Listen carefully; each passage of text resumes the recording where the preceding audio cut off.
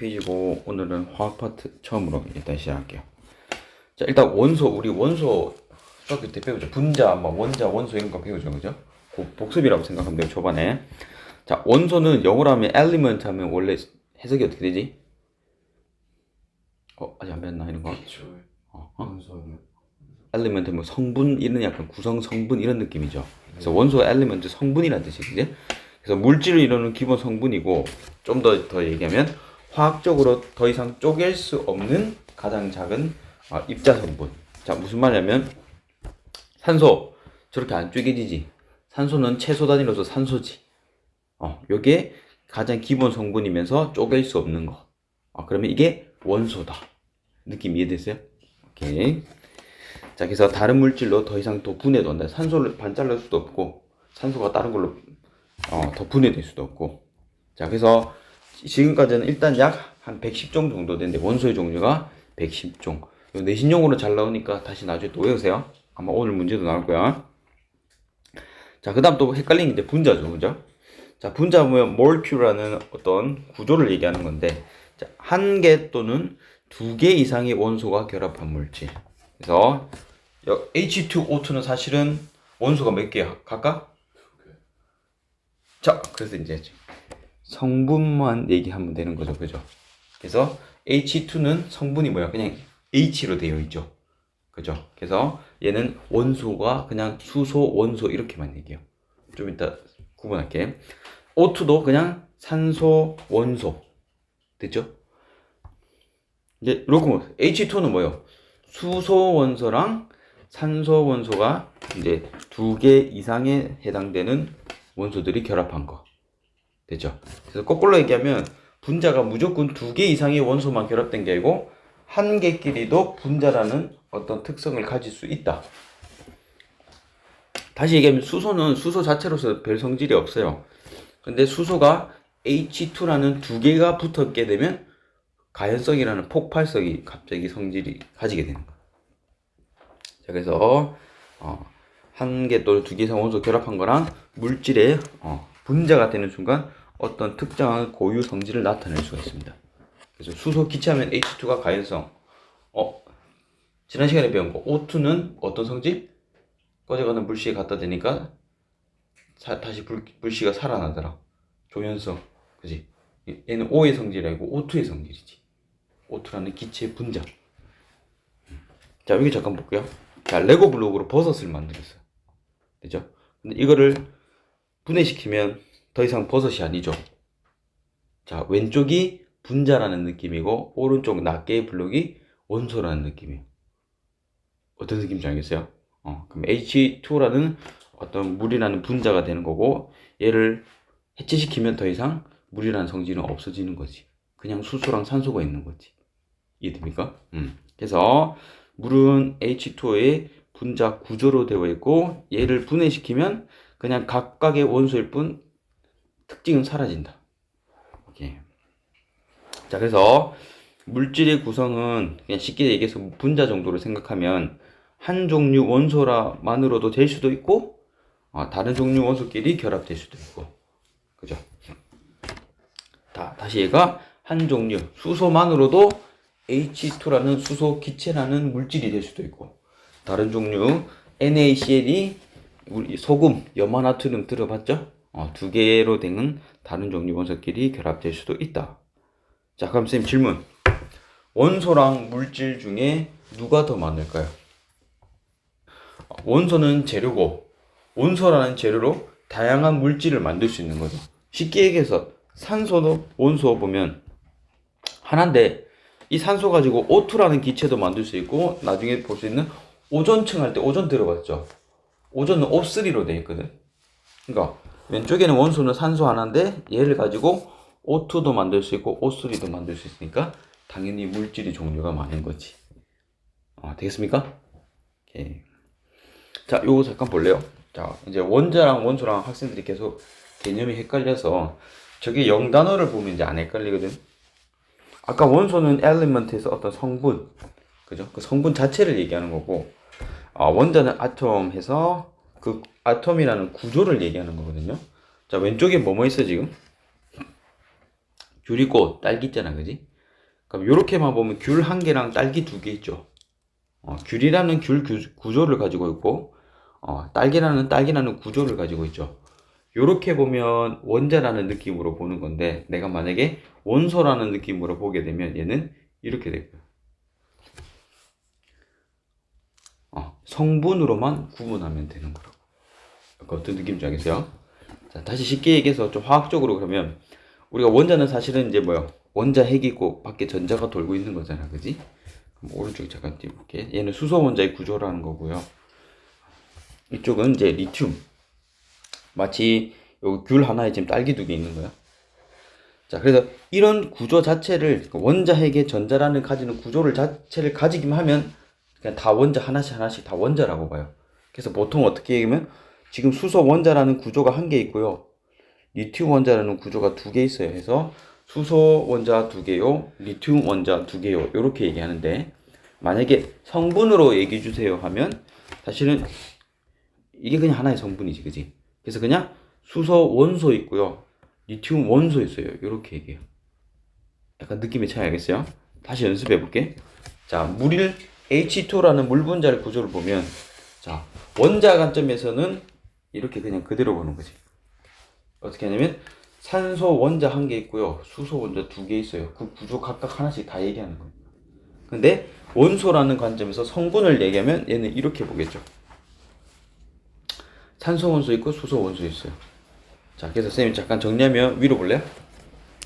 원자라는 거는 구조나 간단하게 해서 개수 자체로 의미한다. 됐죠? 자, 원소라는 거는 그 성분의, 원소 성분의 이름 또는 그냥 종류 자체로서 얘기한다. 그래서 원자랑 원소 조금 구분 질 수 있겠어요? 그래서 좀 이따 한번 확인해 보고. 자, 39페이지 1번. 그죠? 자, 옳지 않은 거. 자, 거꾸로 봅시다. 종류가 서로 다른 원소들의 화학결합을 통해서 뭐가 있어요? 자, 그럼 꼭 다른 원소들끼리만 결합해야 물질이라는 어떤 분자를 만들 수 있다. 근데 아닌 얘가 뭐예요? 방금 요렇게 서로 다른 원소라면 아까 NaCl 들었죠? 소금. 그지? 근데 수소는 수소 두 개를 가지고 H2라는 수소 기체라는 물질을 만들 수 있잖아요. 서로 다른 원소 아니고 한 개의 원소, 혼원소로 되어 있는 거지. 그치? 그래서 이만 아니다. 아닌 경우도 있습니다. 자, 요거는 아까 얘기했듯이 원소의 종류는 재료고 이 재료로 물질을 다양하게 만들 수 있으니까 당연히 물질의 종류가 많은 거 맞지? 그러니까 거꾸로 얘기하면 원소의 종류가 적다라는 말이 맞죠? 오케이. 자, 나머지는 충분히 이해되죠? 오케이, 넘어갈게요. 자, 요 집중합시다. 낯선 개념을 좀 볼 텐데 주기율. 자, 주기적이란 말이 뭐예요? 반복된다. 뭐죠? 주기적이다, 반복된다 이런 느낌인데, 그럼 주기율이란 말이 성질이 비슷한 원소가 주기적으로 반복적으로 나타나는 현상. 자, 선생님 편의점에서 직접 찍은 거거든요, 이거. 자, 바로 이해를 돕기 위해서 저 표를 보면 바로 안 되니까 얘를 90도 조금 돌릴게요. 돌린 다음에 특성을 살펴보면 세로 줄 라인으로 지금 첫 번째는 뭐가 있어? 커피라는 비슷한 성분들로 되어 있는 애들이 있죠. 제일 오른쪽은 주스라는 기본적인 비슷한 성분들로 이렇게 되어 있죠. 주기율 표현 이런 식으로 나타나는 거예요. 그래서 구분을 하면 커피 라인, 얘는 주스 라인. 그렇게 해서 이런 식으로 나열된 게 실제 저 표 복잡하게 보이는 애들이 이런 기준 하에서 이제 구분한 거거든요. 자, 그러면 쌤 갑자기 이걸 다리를 띄었는데 여기 앞에서 보면 우리 발을 영어로 한자로 뭐라죠? 발족자라죠. 그래서 다리는 족이 아닌데 그냥 발족자라 해서 생각하면 요렇게 세로로 보는 방향의 저 표의 정식 명칭은 앞으로 족이라고 부를 거예요. 그래서 첫 번째 족, 1족, 2족 이런 식으로. 좀 이따 명칭 다시 할게. 그래서 세로로 보는 그 명칭을 족이라고 일단 얘기합니다. 그리고 느낌이 같은 족이면 같은 비슷한 성질을 띠는 거죠. 이렇게 그룹화 시켜놨다고. 오케이. 됐고. 자, 그래서 오늘은 좀 이따가 이걸 다 외울 거거든. 그래서 여기서 보면 일부 예외도 있는데 지금 이렇게 적혀 있죠. 그래서 1족, 2족, 특이한 게 3족이 하고 여기서부터는 13족 이런 식으로 갈 거거든. 그 이유도 좀 이따 설명할게요. 자, 그럼 딱 보자마자 방금 편의점에서 음료수 90도 돌린 걸 생각하면 아 세로 라인은 비슷한 뭐 애들이구나 그룹이구나 이렇게 이해하면 될 것 같아요. 그래서 화학적 성질 정확하게 하면 화학적 성질이 비슷한 원소가 같은 세로줄에 배어있다. 요거를 한 단어로 하면 뭐라고 얘기한다고? 족이라고 얘기한다. 그래서 1족, 2족 이런 식으로. 오케이. 됐고. 자, 잠깐 히스토리를 가서 이 주기율을 바로 발견은 아니니까 조금씩 변천사가 있어요. 그래서 사람을 좀 세 명을 외워야 되거든. 자, 데멘모 이렇게 돼 있는데 일단 하나씩 하면 데베라이너라는 사람. 그 다음 순위 멘델레이프. 그 다음 세 번째가 모줄리. 오케이. 자, 데베라이너, 멘델레이프, 모줄리. 자, 이 순서로 하나씩 얘기할게요. 자, 데베라이너. 일단 이 사람은 잘 모르겠지만 뭐 새쌍 원소라는 걸 발견했대. 일단 키워드는 새쌍 원소를 발견했고 얘네들 간에 어떤 원자량 사이에 일정한 관계가 있다는 걸 파악했대요. 자, 데베라이너 하면 새쌍 원소. 이 새쌍이 아까 말한 세로줄 같은 쪽에서 새쌍끼리 어떤 특성이 있는 걸 발견했고 원자량과 관계가 있다는 걸 얘기했대. 자, 원자량 갑자기 튀어나와서 헷갈리죠. 이렇게는 원자의 상대적인 질량. 자, 무슨 말이면 윤영이가 그냥 가정하기 70kg로 하자. 진겸이가 그냥 60kg고 지우가 80kg로 할게. 그러면 윤혁이 기준으로 그죠? 진겸이는 비율이 어떻게 되지? 70이고 60이면 뭐야? 7분의 6이지, 그지? 네. 윤혁이가 1이면 7분의 6이고 지우는 7분의 8이지. 그런 식으로 어떤 기준 하나를 잡고 상대적으로 나타낸 질량이 상대적인 질량 원자량. 그렇게만 이해하고 자세히는 알 필요 없어요. 오케이? 그냥 그런 거구나. 어쨌든 키워드는 질량을 얘기하는구나. 오케이. 자, 계속 갈게요. 자, 데베라이너 새쌍 원소 원자량 관계. 자, 멘델레프 그 다음. 자, 멘델레프는 이제 63종이라는 거를 좀 많이 발견했네. 이제 하나씩 알아가는 거니까. 63종의 원소들이 원자량 순서로 배열하면 아까 상대적인 질량을 배열하면 성질 비슷한 원소들이 아까 반복되는 주기적으로 나타난 걸 발견했고 그런데 약간 문제가 있었어요. 중간중간에 아직 완벽하지 않다 보니까 일부 원소들이 그 주기적인 특성을 벗어나는 문제가 있었대. 자, 키워드 다시 정리할게. 멘델레이프는 63종 발견했고 그리고 주기성을 일단 기준을 원자의 상대적인 질량이 원자량 순서로 배열했대요. 근데 하나의 문제점이 뭐다? 일부가 주기성이 좀 안 맞더라. 처음부터 완벽할 리는 없잖아, 그지? 됐고 세 번째 모줄리가 실제 멘델레이프 제자가 모줄리예요. 스승님한테서 이제 문제점에 대해서 좀 연구하다가 곰곰이 생각해 보니까 이 기준이 문제인 거예요. 기준. 주기성의 기준이 멘델레이프까지는 원자량 순서로 즉 질량 관점으로 딱 배열했는데 뭔가 안 맞는 걸 모줄리가 보니까 그게 아니야. 기준을 바꿀게요. 기준이 뭐냐면 원자량이 아니라 양성자 개수. 즉 우리 이건 알고 있죠? 원자핵 안에 양성자랑 중성자 있다는 거 알잖아, 그지? 그 원자핵 안에 양성자가 하나냐, 두 개냐, 세 개냐 그 기준으로 그냥 원자 번호로 매겨서 양성자 수와 관련이 있다라고 기준을 바꿔버렸어. 그랬더니 거의 다 맞더래. 그래서 주기성 기준을 변경했어요. 원자량이 아니에요. 그럼 뭔데? 양성자 순서로 배열했더니 거의 다 맞더래. 이 양성자 수를 갖다가 다른 말로 양성자 개수를 다른 말로 원자 번호라고도 얘기합니다. 됐습니까? 자, 잠깐 멈출게요. 한번 전체 훑어 보세요. 지금 질문할게. 자, 그래서 이제 다시 복습이면서 좀 더 자세히 보면 이 새쌍 원소라는 게 지금 모니터에 있는 새쌍식 그룹이 지어져 있는 거거든. 얘네들 간에 이제 원자량 사이 일정한 관계인데, 자, 안 해도 돼요. 그냥 새쌍 원소가 이런 거고, 자, 얘네들 새쌍끼리 화학적 성질이 비슷하더라는 거예요. 그냥 발견해 봤더니. 그럼 아까 얘기한 주기율표에서 주스 라인, 커피 라인처럼 세로줄에 해당하는 3개씩 묶어 놓은 거야. 오케이. 족. 그래서 원자량 순으로 나열해서 저렇게 새쌍식 그룹이 있다는 거를 발견했고, 저게 그냥 산술적으로 계산적으로 어떤 특징이 있냐면 저 봐봐. 요게 지금 원자량이라고 볼게요. 그러면 7, 23, 39잖아. 그지? 중간 원소의 원자량. 중간 원소가 23이죠. 얘의 원자량은 다른 두 개의 원자량 합한 거의 평균값과 똑같이 나오더라는 그냥 특징을 발견했어요.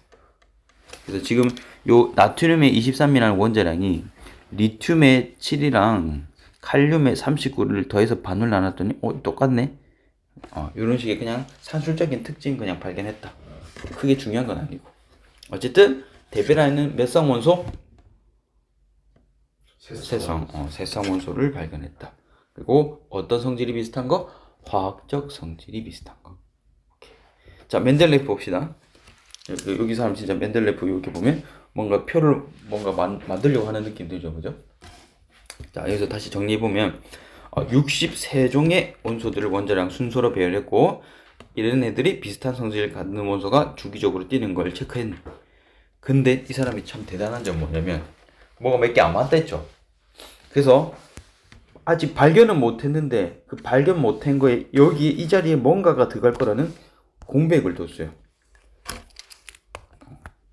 특이한 게 발견 못했으면 쭉쭉쭉 이어서 붙였을 텐데 뭔가 내가 발견 못했는데 이 자리에는 뭔가 들어갈 거야 라고 공백을 일단 남겨두고 그리고 나중에 이제 뭐 원자랑 밀도 이런 특성으로 성질을 일단 예측했어요.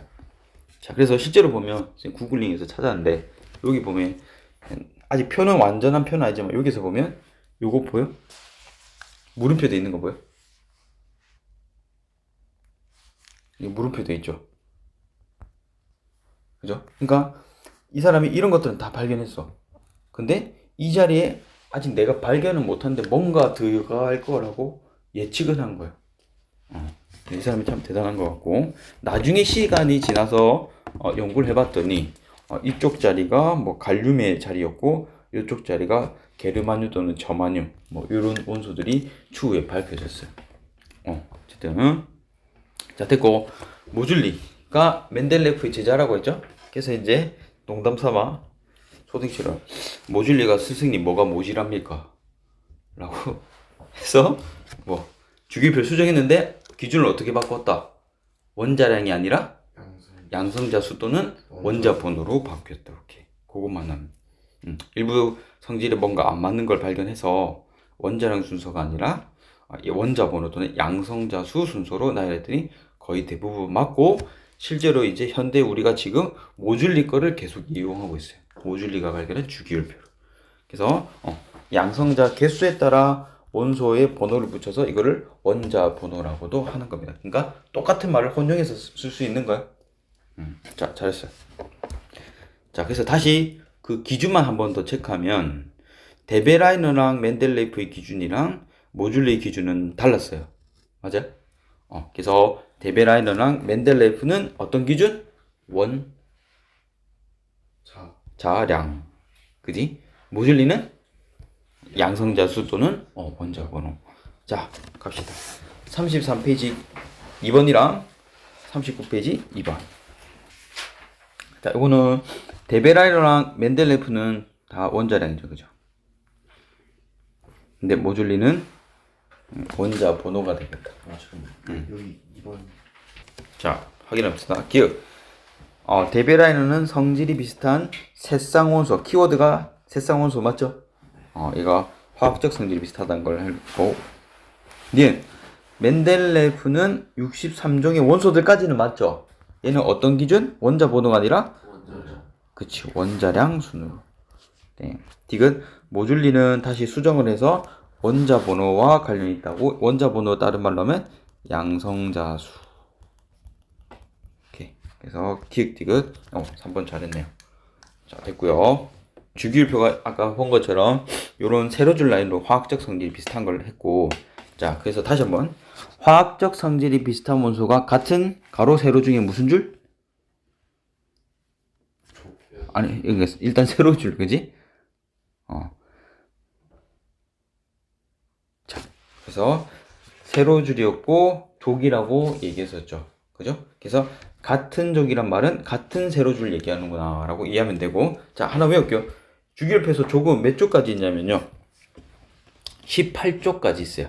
이 오른쪽으로 라인이 이렇게 1쪽, 2쪽 땅땅땅땅땅 하면 이게 총 18쪽까지 있어요.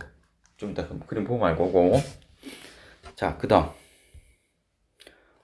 자, 가로줄은 선생님 얘기 안 했죠. 가로줄은 명칭을 주기라고 앞으로 할 거예요. 그래서 표를 요렇게 1주기, 2주기, 3주기 이런 식으로. 가로줄 라인은 명칭이 주기라고 할게요. 그래서 같은 주기면 같은 가로줄이다. 이렇게 이해하면 되겠지. 같은 주기라는 말은 같은 가로줄이다. 자, 주기는 7주기까지 있습니다. 자, 그래서 외웁시다. 족은 몇 쪽까지? 18쪽까지. 주기는 7쪽까지. 됐습니까? 요거는 단순 암기입니다. 자, 그래서 여기에서 우리는 요것만 외울 거고 아까 막 긴 거 책에 그대로 있는 건 안 외웁니다. 그래서 여기서 자른 이유는요. 책을 보면 사실은 밑에는 더 긴 게 있거든. 그거를 위에서는 합쳐버린 거예요. 오케이. 자, 요거죠. 자, 다시 뒤로 빠꾸. 요거랑 요거의 차이점 보여? 지금 뭐냐면 방금 전에 거는 뭐냐? 요렇게만 자른 거예요.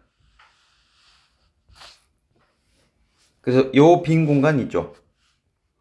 요거를 붙인 거 서로. 그러니까 아까 2족 다음에 바로 13족 나왔지. 여기서 보면 이 빈 공간을 양옆을 당겨서 붙인 거예요. 여기서 다시 한번 바꿔 볼게. 여기 보면 이 빈 공간을 붙인 거예요. 이해됩니까? 자, 다시 볼게요. 그럼 요걸 보면서 표를 해석하는 전체적인 어떤 경량성이나 파악하는 것 좀 체크할게요. 자, 가운데 기준으로 보면 왼쪽이랑 중간 부분이 대체적으로 금속 원소가 배치되어 있어요. 요렇게 지금 거의 저 주황색 배. 이게 딱 맞는 건 아니지만 경량성을 보는 거야. 주기율표의 왼쪽이랑 중간 부분은 금속 원소로 이루어져 있다. 자, 그리고 완전한 오른쪽은 아니지만 오른쪽 부분은 대부분 비금속. 저기서 보면 약간 초록색 쪽.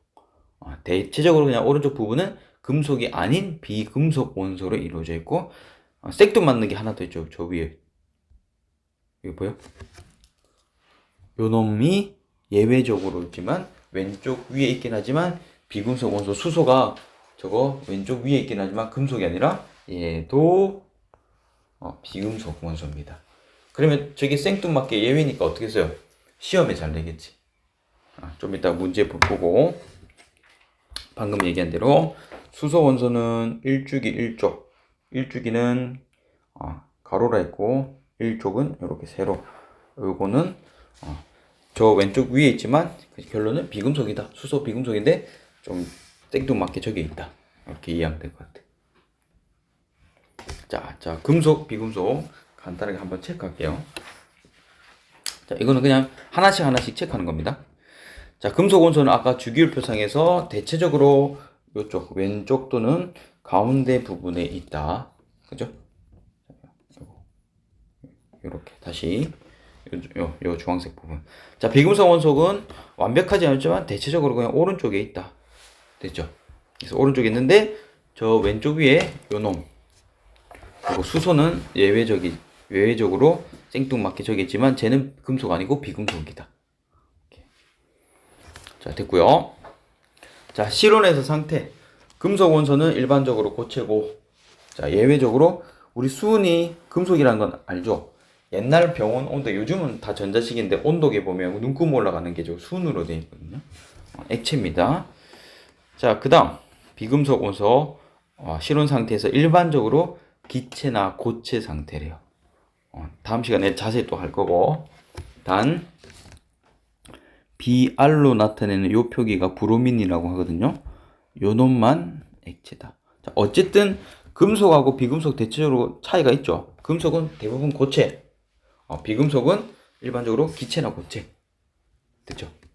자, 됐고 브로민은 예외로 액체입니다. 자, 전기 전도성, 열. 당연히 금속은 열도 전달 잘 되고 숟가락 뜨거운데 놔두면 뜨거워지잖아. 그지? 국물 같은데 담가 놓으면. 그래서 열과 전기 전도성이 금속이 크고요. 비금속은 상대적으로 작다. 단 대신에 흑연, 샤프심, 연필심이 흑연으로 돼 있단 말 들어봤어? 쌤 때는 실제 실험했는데 초등학교 때 보통 샤프심으로 이게 선 연결해 갖고 전기 통하는 거 하면 전기 통해요. 그래서 흑연은 비금속 원소인데 얘만 예외로 전기 전도성이 있습니다. 흑연만 예외로 일반적으로 비금속은 전기 열 잘 안 통한다. 자, 그다음 이온 중학교 때 배웠죠. 양이온, 음이온 기억나? 양이온은 전자를 버리는 경향이고 음이온은 전자를 얻는 경향이고. 그래서 금속 원소는 일반적으로 전자를 버려서 금속은 플러스라고 생각하면 돼요. 양이온이 되기 쉽다. 됐고 비금속은요 마이너스 정도로 생각하면 얘는 음이온이 되기 쉽다. 하고 아까 조기 1에서 18조까지 있댔거든. 그래서 이쪽에 보면 18쪽이 요렇게 있는데 이거 잠시만요. 요렇게인데 요쪽에 있는 18쪽 요쪽은 예외로 음이온, 양이온 둘 다 아닙니다. 나중에 뒤에서 다시 다 할 거야. 자, 다시 돌아갔고 그다음 순서가 왜 이러냐. 자, 그다음 광택 볼게요. 자, 우리는 알고 있죠. 금속은 반짝반짝하죠. 광택이 있고 비금속은 일반적으로 없다. 그리고 비금속 예시 먼저 보면 수소. 우리 요즘 자동차에 수소 쓰죠. 현대 자동차 뭐 있어? 수소로 쓰는 거. 넥소. 잘 없지만 넥소 들어봤어? 잘 몰라가지고. 넥소에 실제 수소 연료를 쓰거든요. 그럼 그래서 우주 왕복선에서 수소 연료 쓴다. 왜? 휘발유나 이런 거는 액체라서 무겁지. 근데 우주 왕복선은 밖으로 보내야 되죠. 그지? 그래서 가벼운 연료를 써야 돼서 수소를 씁니다. 그 다음 질소. 자, 우리 과자 포장지 안에는 우리는 지금 과자를 사는 게 아니고 사실은 질소를 사는 거다. 그지? 그래서 질소, 과자 봉지 안에 질소가 돼 있어, 질소. 그럼 질소가 왜 있냐면요. 간단히 상식으로 알면 질소는 다른 기체랑 반응을 잘 안 해요. 그러니까 과자 봉지 안에 질소를 넣으면 외부랑 질소가 과자랑 반응 안 해. 그래서 과자가 그대로 잘 보존되는 거야. 됐고 뭐 이는 요즘 쓰지 않지만 성냥개비 성분에 있다 정도만 예시만 외우면 될 것 같고요. 자, 그다음 금속 성질 잠깐만 얘기하면 금속은 우리가 무조건 단단하다만 생각하는데 얘가 쭉 뽑을 수 있어요. 길게 늘어나거나 얇게 퍼지는 성질이 있어서 퍼지는 성질에서 우리가 쓸 수 있는 거. 그래서 얇은 판 모양으로 변형해서 나타낼 수 있는데 자, 여기서 오른쪽 첫 번째 알루미늄이 얇게 퍼져 있지. 그래서 금속 성질 중에 얇게 퍼지는 성질 알루미늄이 예시가 됩니다. 됐죠? 그리고 밑에 다시 한번 보면 열 전도성과 전기 전도성이 있어서 우리 전선으로 쓰지. 그지? 전선은 보통 구리거든요. 그리고 뭐 보일러 관 등에 사용된다. 자, 그래서 구리 하면 전선. 그다음 철 하면 일반적으로 건축 자재, 건축물, 기타 등등. 자, 요 표 전체를 한번 훑어보고 한번 외워주세요. 질문할게요. 자, 33페이지 3번. 자, 1, 3의 1. 원소들이 원자 번호 순으로 배열되어 있다. 야, 현대 주기율표니까 모듈리 거 다른 데 있잖아. 그죠? 그래서 현대 주기율표 원자 번호 또는 양성자 순. 맞죠? 자, 2번. 주기는 몇 주기? 주기는 7주기고 족은 18족이죠. 거꾸로 썼네요. 그치? 그래서 요거 단수 남기로 외워야 된다. 자, 3번. 화학적 성질이 비슷한 원소가 세로줄 맞죠? 그리고 쓰면 다리 그렸듯이 얘를 한 글자로 족이라고 읽는다. 1족, 2족, 3족. 그렇게. 자, 맞네. 자, 4번. 기후. 자, 비금속 원소는 대부분 오른쪽. 그 다음, 금속 원소는 실온 상태에서 대부분 예외 수은 액체. 그지? 그 다음, 비금속의 대부분 기체 또는 고체인데 예외 브로미는 액체다. 오케이. 자, 광택은 대부분 금속은 있고 비금속은 없죠. 그럼 열 전기 전도성은 금속이 일반적으로 크고 대부분 작은데 예외로 흑연은 전기 전도성이 비금속이지만. 그 다음 이온의 경량성은 금속 양이온 18쪽 제외하고 음이온. 오케이. 자, 가볍게 됐고 자, 본 문제 갑시다. 39페이지 3번 4번. 자, 대부분 4번 나왔고, 자, 현대 주기율표니까 모조리 거 보면 되고, 자, 기억, 가로줄이면 요렇게 읽는 거죠. 가로줄이면 뭐라고 한다고? 죽이고, 세로줄이 세로족. 그래서 거꾸로 돼 있는 거지. 자, 니은 같은 족의 원소면 같은 세로줄이면 화학적 성질 비슷하다. 그래서 쌤이 아까 편의점 그거 90도 돌린 거 생각하면 돼. 음료수 라인, 커피 라인. 자, 됐고, 디귿 원자 번호가 증가하는 순서. 다른 말로 원자 번호 다른 말로 무슨 수? 양성. 양성자수. 그죠? 오케이. 그래서 니은 디귿 잘했고요. 자, 금속 비금속 그냥 표만 보고 동그라미 찍기. 얘 금속이죠. 리튬. 얘는 기체. 금속. 맞아? 그러면 몇 번인가요? 5번. 가볍게 5번. 자, 넘어갈게요. 요거 참고했고. 자, 5, 6번 또 동시에 봅시다. 5, 6번. 혹시나 해서 표는 띄워놨어요. 자, 5번에 몇 번? 4번. 4번. 자, 해볼까? 일단 틀린 거 골라 했으니까. 자, 비금속 원소는 전자를 얻어서 음이온이 되는 거죠. 그죠? 그래서 반대로 됐고, 나머지는 충분히 이해되죠? 이거는 아까 금속 원소는 주기율 표상에서 왼쪽 또는 중간 부분. 그지? 그 다음, 비금속은 오른쪽, 대체적으로 오른쪽. 자, 6번은요? 너무 쉽다. 봐봐. 이 원소가 아니니까 광택이 있는 거 얘기하는 거겠죠. 얘를 반대로 생각하면 되니까. 그러니까 광택이 있는 거는 금속이네, 금속. 그럼 금속 찾으면 되니까 철이겠네. 됐죠? 오케이. 자, 그 다음, 중금속 갑자기 생뚱맞게 나와 있어서, 그러니까 일부 교과서만 소개가 되는데, 그냥 금속과 비금속 사이에 경계에 있는 원소고, 대부분 요런 게 있다. 정도만 알고, 뒤에 가서 반도체 나올 때 다시 얘기할 겁니다. 자, 그냥 중금속이라는 것도 있다. 자, 아까 주기율표 있죠, 주기율표. 자, 이제 쌤이랑 같이 외울게요. 수헬, 일단 한글부터 바로 외울게. 리베 붕탄 질산 플레. 지금 수헬, 리베 붕탄 질산 플레. 나만 알지? 펩시 콜라 먹으면 트름 나오죠. 크아 이렇게 트름 소리 나는 거. 나만 알지? 펩시 크아. 그럼 크아 하면서 목이 좀 깔깔올 수가 있죠. 그래서 목이 깔깔없네서 목이 칼칼하네 이렇게 외웁시다. 다시 수헬. 지금 이게 1주기, 2주기, 3주기, 4주기까지 이렇게 지금 외운 거거든. 수헬. 일단 한글부터 먼저 외우고 다시 표를 볼게요. 수헬하고 리베 붕탄 질산 플레. 그 다음 나만 알지 펩시 콜라 먹으면 뭐야? 펩시 하면 터름 나오잖아. 그럼 끄아 터름 소리 하고 칼칼. 자, 이제 다시 영어 기호로 다시 할게. 수헬 리베 붕탄 질산 플레. 그 다음 나만 알지에서는 쌤이 발음 쉽게 해오라고 한 거고, 이거 SI는 규소예요. 규소. 나만 알지 펩시 끄아. 이제 이거 P는 인이고요. S는 황. CL은 염손곤 알죠? AR은 아르곤. 칼칼 하면 KCA. 칼륨 칼슘. 조금 조심하세요. 이 순서 학생들 헷갈리는데 칼륨 칼슘. 자, 선생님 이면지 줄 테니 사실은 요거를 지금 외웠던 겁니다. 그래서 수헬 리베 붕탄 질산 플레 나만 알지 펩시 끄아 칼카. 는 두 번째에서 세 번째 넘어갈 때 요게 1족, 2족 다음에 3족이고 13족에서 여기 18족. 책에 있는 거 가운데 빈 부분 붙인 거야. 자, 잘 외웠고 7번, 8번은 한번 풀어볼래요? 자, 7번 볼게요.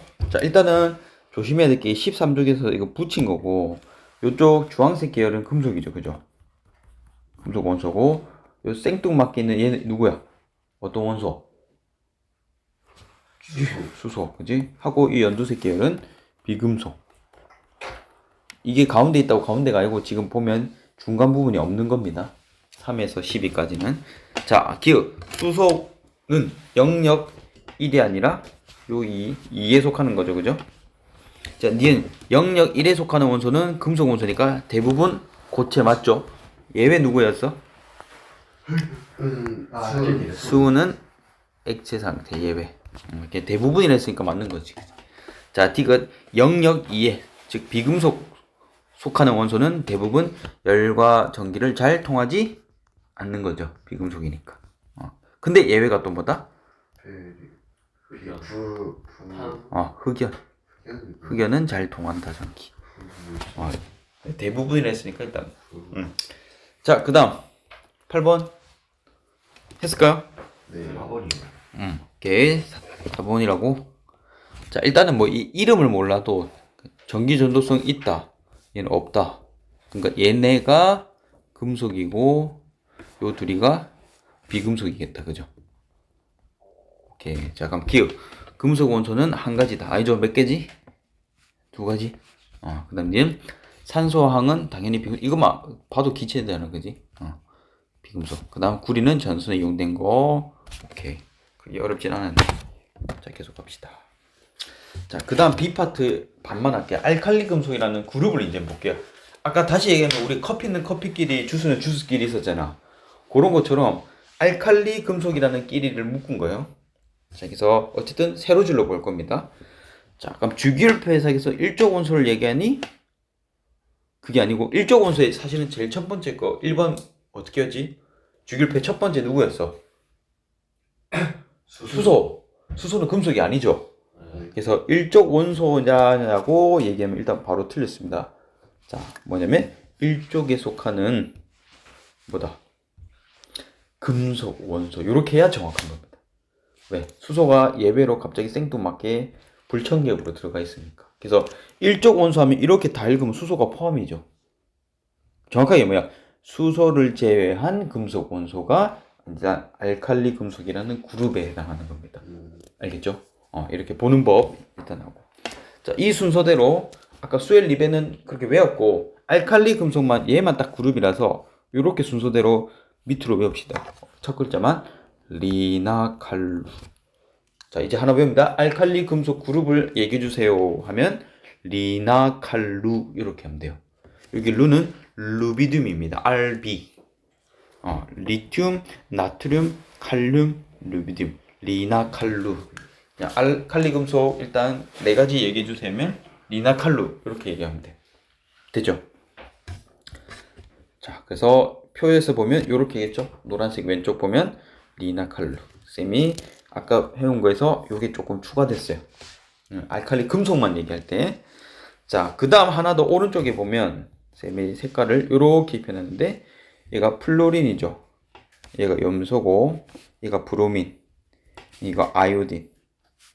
자, 해서 하나 더 외울게요. 오늘은 안 할 건데 얘 그룹을 뭐 커피 그룹에서 알칼리 금속, 얘 그룹을 마치 주스 그룹에서 플륨부아는 할로젠 원소라는 말을 좀 쓸 겁니다. 할로젠 원소. 오늘은 안 할 거야. 근데 미리 알읍시다. 자, 리나칼루는 알칼리 금속, 플륨부아는 할로젠 원소. 됐죠? 자, 아까 리나칼루 알칼리 금속 외웠으니까 얘네들 특징을 좀 할게요. 조금 세부적으로 들어갈게. 일단은 금속이니까 실온에서 고체고 금속이니까 일단은 광택을 띠겠죠. 그죠? 대체적으로 은백색 광택을 띈대. 자, 근데 타금속 대비 얘가 금속임에도 불구하고 밀도가 듬성듬성 작고 물러요. 그래서 금속임에도 불구하고 요 그림처럼 그냥 잘려요. 알칼리 금속의 특징을 배우는 겁니다. 일단 고체에 은백색 광택을 띠고 밀도가 작고 물르다, 칼로 잘린다. 그렇죠? 그 다음 또 하나 뭐냐면 지시약 검출 좀 이따가 잠깐만. 우리 지시약에서 페노프탈린 중학교 때 혹시 했지? 그거요? 처음이야? 산성, 중성, 염기성 가리는 걸 지시약이라고 하거든요. 그 종류가 여러 개인데 페노프탈레인 용액이라는 거는 얘는 염기성일 때만 색깔이 붉은색으로 바뀌어요. 그래서 일단 이렇게 외울게요. 페노프탈레인은 무무빨이다. 자, 어떻게 외우냐면 산중염 상태일 때 무무빨이다. 결론은 염기성일 때만 빨간색처럼 바뀌어서 그때만 확인할 수 있는 거예요. 무무빨, 산중염. 자, 그래서 지금 그림 보면 이렇게 봐봐. 알칼리 금속의 리나칼루 중에서 아무거나 하나를 갖다가 물이랑 페노프탈린 섞였는데 딱 떨어뜨리면 색깔이 빨간색으로 바뀌었대. 그러면 무슨 상태인 거 확인할 수 있다? 얘가 무슨 성? 연기성이라는 걸 확인할 수 있다. 단순 암기입니다. 오케이? 그래서 페노프탈린 하면 산중염일 때 무무빨이고, 리나칼루 했던 알칼리 금속은 얘가 페노프탈린이 빨간색으로 변하더라. 따라서 무슨 성이다? 연기성이다. 됐죠? 어떻게? 물에 담갔을 때. 오케이. 자, 됐고. 자, 그리고 하나 또 다른 특성은 뭐냐면 산소랑 반응을 너무 잘해요. 자, 그래서 산소랑 반응하면 광택이 사라져요. 그러니까 원래 리튬이라는 금속인데 산소에 접촉되잖아? 그럼 얘가 리튬이 산소랑 결합되면서 산화리튬이라는 아예 다른 금속으로 바뀌는데 그때는 색깔이 아예 검정색으로 바뀌어버려요. 광택이 사라져요. 그래서 아까 그림 보면 처음에 딱 자르면 이렇게 은백색 광택을 띠죠. 근데 대기 중에 산소가 있잖아. 산소에 노출되자마자 좀 있으면 이게 그럼 광택이 사라져요. 그만큼 산소와 반응도 잘하고 반응하면 광택이 사라진다. 우리는 지금 알칼리 금속의 특성을 하나씩 배우고 있는 겁니다. 오케이? 자, 그래서 조금 어렵지만 그 화학식을 보면 요 M이라는 건 그냥 메탈, 리나칼루 중에 아무거나라 해서 그냥 메탈을 M자를 딴 거거든요. 그냥 알칼리 금속 하나랑 산소랑 반응하면 얘 둘이 합쳐진다. 그러니까 더 이상 원래 금속이 아니란 소리예요. 맥락만 얘기하면 산화 해당하는 금속이기 때문에 그래서 광택이 사라진다. 그렇게만 이해하면 되고. 자, 그리고 아까 미리 얘기했죠. 물과 반응하면 하나 더 추가로 수소 기체를 발생하고 수용액은 아까 무슨 성인 거 발견했죠? 페노프탈린? 연기성인 거를 확인할 수 있다. 좀 잘 자라지만 하나씩 낱개를 좀 외워야 돼요. 오케이? 일단 산소 반응하면 광택 사라진다. 됐죠? 물과 반응하면 얘가 수소 기체를 뽀글뽀글 내면서 상태가 무슨 성? 연기성을 나타낸다. 이 연기성 무슨 지시약 확인할 수 있다고? 페노프탈레인. 페노프탈레인은 무무빨. 빨간 연기성일 때 빨간색을 띠니까. 그럼 저 수소 기체를 조금만 더 선생님 깊게 들어갈게. 자, 알칼리 금속에다가 물을 섞었어요. 그럼 이제 얘 둘이 반응하는 거잖아. 그지? 그러니까 알칼리 금속에다 물을 섞었다고. 담갔다고. 자, 그러면 여기서 조금 팁으로 저 H2O를 갖다가 이런 식으로 좀 보면 돼요. H랑 OH-를 쪼갰다고 생각하면 금속은 아까 원래 양이온이라고 했지. 그죠? 그럼 보통 양이온은 음이온하고 같이 붙으려고 하잖아요. 맞아요? 서로 다른 전하끼리 붙으려고 하지. 마치 NS처럼, NS처럼. 그럼 얘는 보통 이렇게 결합되고 얘가 똥 나와요. 그러면 오른쪽 볼까? 마치 이렇게 결합한다고. 하고 남은 게 지금 수소 이온이 남았는데 혼자 나올 때는 이온 상태로 절대 나올 수가 없거든요. 그래서 수소 이온이 기체 상태로 바뀌면서 H2로 나와요. 그래서 물과 반응하면 수소 기체 발생한다. 손으로 다시 적어볼게. 실제 예시로 리튬이 물과 반응을 할 겁니다. 그러면 우리는 얘를 이렇게 보지 말고 H 플러스랑 OH-를 일단 생각하자고. 근데 리튬은 원래 금속은 보통 양이온이 된다 했죠.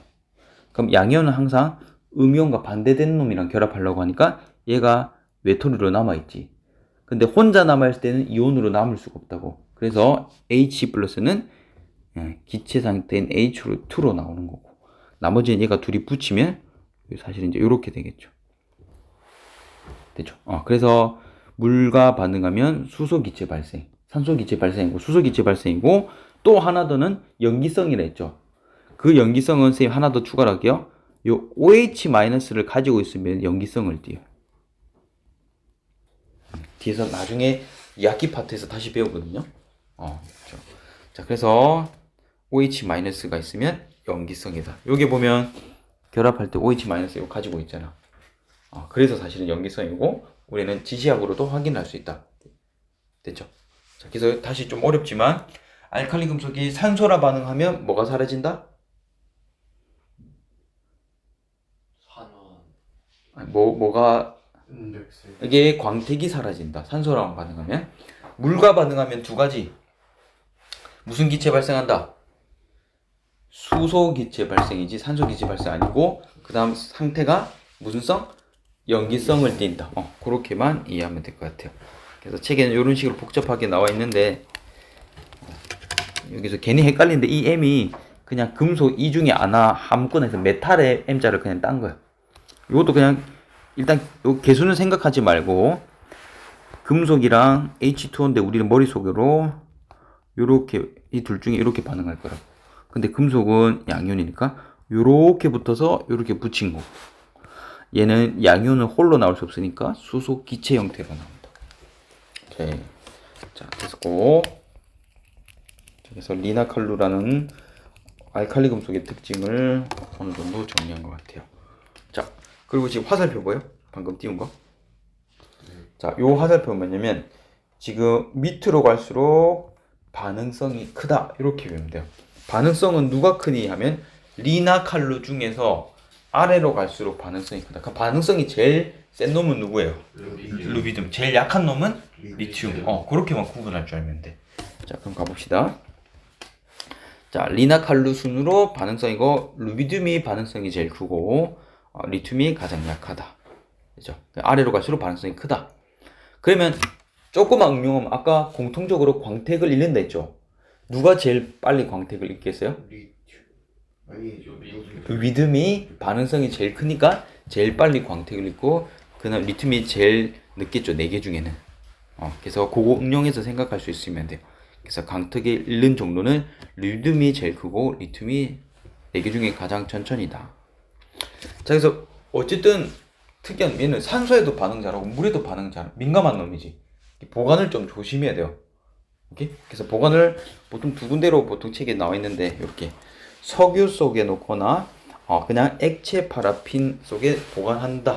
이렇게 두 개로 그냥 단순 암기하면 됩니다. 석유 속에 놓거나 액체 파라핀에 보관한다. 왜? 산소랑도 반응 잘하고 물과도 반응을 잘하니까. 자, 이제 활용. 리튬 아까 얘기했죠. 휴대폰 배터리, 리튬 배터리, 그죠? 전지 배터리고, 요즘은 이런 휴대폰 안 쓰죠, 그죠? 자, 그 다음 나트륨은 N자를, 나트륨의 N자를 따서 나트륨에게 노랗다 생각하면 터널의 등 색깔이 어때요? 노란색이죠. 걔네들이 나트륨등이에요. 나트륨등. 나트륨등이고, 칼륨은 NPK에서 식물의 주요 생장할 때 필요한 게 NPK인데, 이 칼륨이 K 있으니까 얘는 식물 생장에 비료로 쓰인다. 이렇게 세 가지는 일단 암기합시다. 자, 리튬은 배터리, 나트륨은 니은자, 노란을 생각하면 조명, 됐죠? 그다음 칼륨은 식물을 잘 자라가는 비료로 쓰인다. 됐습니까? 자, 9번. 자, 봅시다. 오케이, 옳지 않은 거 아까 몇 번이에요? 자, 얘네들의 그룹은 무슨 금속이다? 명칭이? 알칼리. 그렇죠. 얘는 알칼리 금속이다. 하고 다음 시간에 할 게 할로젠 원소인데, 할로젠 원소는 아까 요 놈이 이제 할로젠 원소예요. 어쨌든 지금 얘는 알칼리인데 할로젠이라고 하고 있잖아. 그래서 이게 틀린 거고. 자, 주기율표상 1조. 그러니까 첫 번째 요렇게 세로줄 맞죠? 단 뭐를 제외하고? 수소 제외하고, 그지? 자, 3번 실온에서 금속이니까 고체 맞고요. 그 다음 반응을 워낙 잘하니까 석유나 액체 파라핀 속에 보관한다. 그리고 반응성이 크니까 방금 얘기한 대로 얘네들과 반응을 잘하더라. 됐죠? 자, 5번에서 응용 다시 물어보자. 물과 반응하면 두 가지 특성 뭘 할 수 있죠? 무슨 연기성. 그러면 저기서 OH- 이온 때문에 연기성이고, 무슨 기체? 오케이, 수소 기체 발생. 자, 산소에 반응하면 무슨 특성? 은백색 광택이 사라진다. 오케이, 잘했어요. 자, 10번으로 갑시다. 자, 10번 일단 보니까 리튬, 나트륨, 칼륨, 어쨌든 이거 알칼리 금속 얘기하는 거죠. 그지? 그럼 알칼리 금속 특성 아마 묻는 문제인 것 같고. 자, 페노프탈레인은 무슨 성 확인한다? 연기성. 근데 우리는 알고 있죠? 얘 연기성 될 거라고. 색깔 무슨 색? 붉은색. 무무빨에서 붉은색. 자, 이거 자르면 잘 잘린다는 거는 알칼리 금속이 무르다. 그리고 좀 있다가 광택이 사라진다. 오케이. 자, 봅시다. 기억. 가에서 칼로 자른 리튬, 나트륨, 칼륨의 단면은 모두 공기 중에 산소와 반응해서 이까지 맞죠, 그죠? 해서 어떻게 된다? 광택이 사라진다. 자, 니은. 나에서 오른쪽 페노프탈린 쪽이고 리나칼 조각을 각각 넣었을 때 모두 붉은색. 알칼리 금속의 특성이니까 다 맞는 거지, 그지? 자, 디귿. 나에서 자 반응 순서네요. 어떻게? 리, 나, 칼, 루 해놓고 밑으로 갈수록 반응성이 크니까 지금 얘 거꾸로 썼죠. 그지? 고치면 이렇게 되겠네. 그래서 기억이 3번 되겠습니다. 자, 됐고 마지막 43페이지 1등급 1번입니다. 이거는 밀도 개념을 상식으로 일단 알고 있어야 되겠죠. 여기서 보면 밀도라는 거는 밀도가 크면 밑으로 깔아앉고 걔보다 작은 밀도가 가지는 게 있으면 위로 뜨는 거죠. 이렇게. 자, 그러면 가 그림을 보면 일단은 리튬 조각을 넣는데 그 다음 뭐야 이거 AB는 A와 B는 오른쪽에 단 물과 석유 에테르 중에 하나이다. 석유 에테르 이렇게네. 그럼 밀도 보면 봐. 물은 밀도가 1이죠. 그지? 그 다음 석유 에테르는 0.65네. 그럼 물이 밀도가 크지? 그럼 밑에가 물이 밀도가 커서 깔아앉을 거고 석유 에테르는 위에 있겠네. 석유 에테르. 수치를 좀 적어 놓을게요. 0.65. 물은 밀도 1. 자, 리튬 조각은 0.53이라고 적혀 있어요. 그 다음 나트륨은 0.97의 밀도를 가진다. 자, 그러면 문제 보기를 떠나서 그림만 분석하면 자, 리튬 조각은 0.53이니까 석유 에테르보다도 더 밀도가 작네. 그럼 얘는 그냥 떠 있겠네, 제일 위에. 맞아요? 네. 리튬 조각은 가에서는 제일 위에 떠 있어서 물과 반응을 한다, 안 한다? 물과 반응을 못 하겠죠. 근데 얘는 지금 나트륨은 0.97이면 석유 에테르 0.65보다 크니까 그다음 물보다 작으니까 요 사이 끼겠죠. 나트륨 조각. 그러면 어쨌든 물과 접촉하는 거네. 그러면 얘는 물과 반응한다. 이렇게 돼 있다. 그럼 얘는 반응 안 하고 반응하네. 됐죠? 다 했어? 자, 옳지 않은 틀린 거 고르라 했으니까 4번이라 해서 한번 볼까? 가와 나에는 모두 붉은색이 아니고 어디에만 붉은색? 물과 반응한 나에만 붉은색을 띠는 거네. 됐죠? 자, 나머지는 크게 어려운 거 없죠? 물과 반응하고 안 하고 그냥 얘기하는 거고. 물과 반응하면 무슨 기체? 수소기체. 그래서 이거 수소기체 맞죠? 오케이. 자, 여기까지 하고